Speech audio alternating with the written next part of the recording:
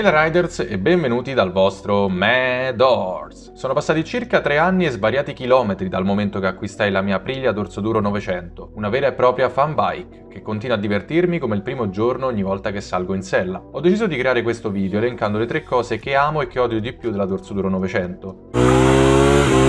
Alla posizione numero 3 delle cose che amo troviamo la dinamica di guida. La Dorso è una moto relativamente leggera, considerando che dispone di una cilindrata elevata pari a 896 cm3, ma con un peso di soli 186 kg a secco, al quale si aggiunge una ciclistica ben tarata ed un impianto frenante che svolge molto bene il suo lavoro. Questa è la ricetta vincente di una moto scattante, in grado di destreggiarsi e svicolare bene nel traffico cittadino per effettuare il tragitto casa-lavoro, e che dà il meglio di sé quando si esce sul passo di montagna, grazie all'estrema facilità con la quale scende in piega.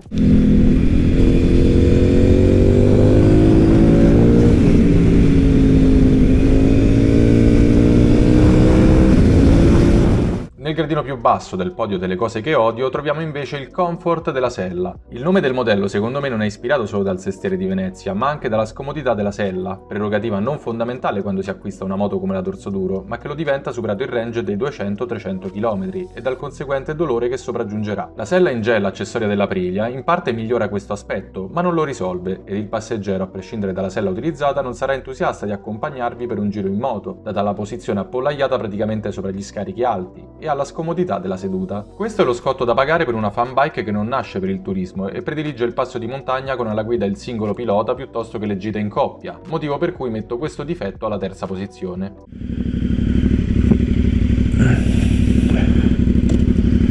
Ok raga,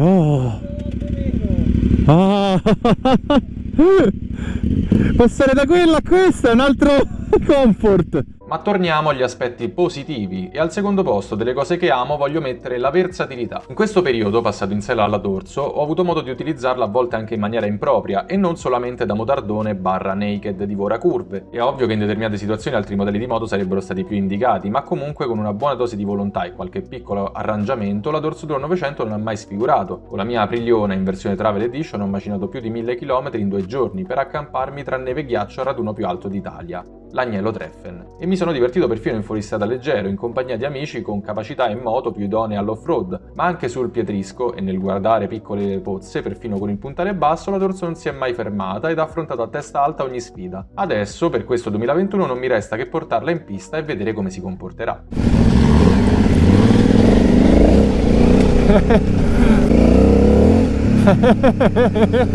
A metà della mini classifica delle cose che odio metto invece l'avantreno ballerino. Questo è il cruccio di diversi modelli privi di carenatura e protezione aerodinamica, quando vengono portati a velocità elevate. La Dorso Duro, essendo un incrocio tra un motard ed una naked, non è esente da questo limite. Infatti con le impostazioni di serie tende ad innescare fastidiose oscillazioni sul dritto tra i 160 e i 170 km/h. L'unico modo per calmierare questo fenomeno e per evitare sbacchettamenti pericolosi col progredire della velocità è avere un'impostazione morbida con le braccia e la presa delle mani, evitando di scaricare altro nervosismo, oltre alle turbolenze dell'aria, sull'avantreno. E in alcuni casi anche un piccolo setup delle sospensioni può aiutare, ma non risolve mai totalmente il problema.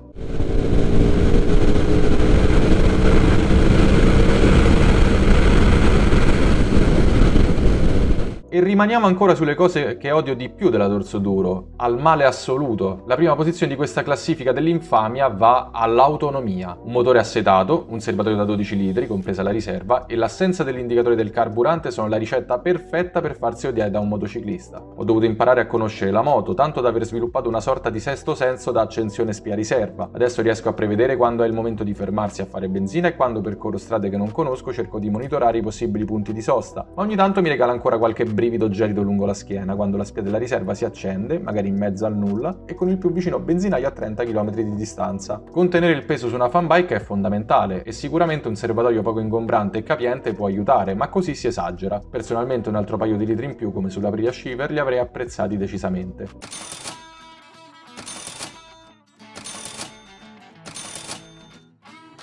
Uffa, questi KTM quanto consumano? Stiamo sempre dal benzinaio, Giuseppe. Stiamo facendo le 7 di sera perché stai sempre a fare benzina. È inaccettabile, cioè non è come la mia Dorso Duro. E adesso finalmente invece passiamo alle cose belle, al gradino più alto del podio delle cose che amo. E questa posizione se la giudica il design. Saprete benissimo che l'acquisto di una moto è determinato non solo dai dati tecnici e dal prezzo di listino, ma anche dalla scintilla Quell'attimo in cui la guardi e già l'hai scelta, con il cuore che inizia a battere forte già nel singolo momento che si fa il contratto. Sono passati più di 10 anni dall'ingresso nel mercato motociclistico della Dorsoduro e ancora oggi è in grado di catturare sguardi e consensi, nonostante la linea sia rimasta praticamente immutata dalla capostipite 750. Linee taglienti e di carattere che hanno sempre contraddistinto la famiglia Dorsoduro, dal faro anteriore squadrato che va ad integrarsi nel cupolino, il serbatoio affilato che si staglia sul telaio a traliccio ben in vista, il mono posteriore laterale e il faro posteriore stretto che viene avvolto dai terminali alti che slanciano l'intera figura della moto, rievocando così l'estetica dei motard alle quali la Dorso si ispira. Su questa moto mi è quasi scocciato cambiare i bellissimi terminali di scarico per un aftermarket che da un lato ha tolto peso e liberato di più la voce del leone di Noale, ma che dall'altro ha stravolto il design complessivo del modello.